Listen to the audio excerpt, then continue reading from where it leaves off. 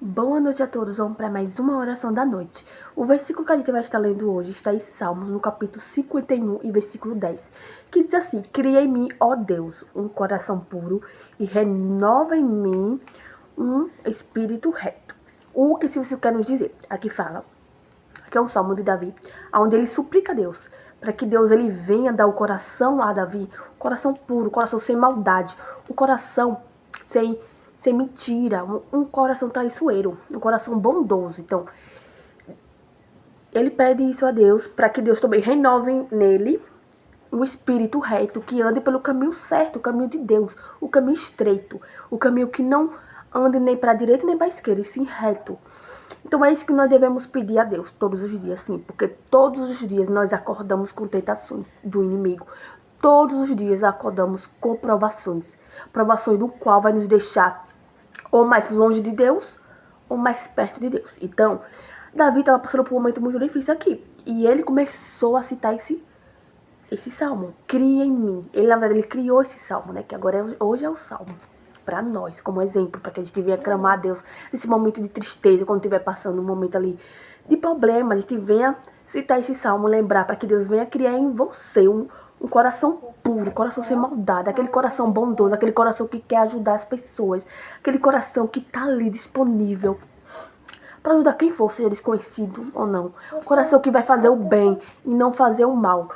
E renova em mim um espírito reto. Todos nós queremos um espírito reto, um espírito bom, um espírito leve, um espírito de bondade, aquele espírito de paz, que qualquer lugar que você andar, o povo vai saber que aquela pessoa é de Deus, aquela pessoa anda no caminho certo, aquela pessoa anda no caminho de Deus, aquela pessoa tem uma luz, a luz do Espírito Santo.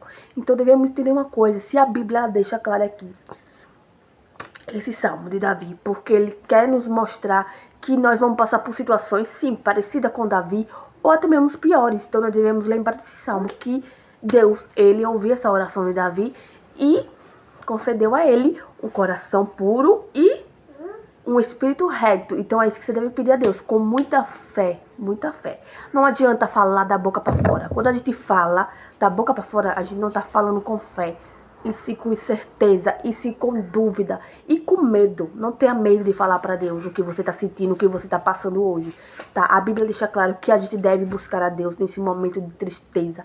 Jesus, ele fala, em Mateus, fala que o mundo, nós tereis aflições, mas tenha de bom ânimo, eu venci o mundo. Então é com Deus, é com o Pai, Filho e Espírito Santo que a gente deve andar, para que a gente venha vencer o mundo, as tempestades, os problemas, as dificuldades, as tristezas, as doenças, os vazios.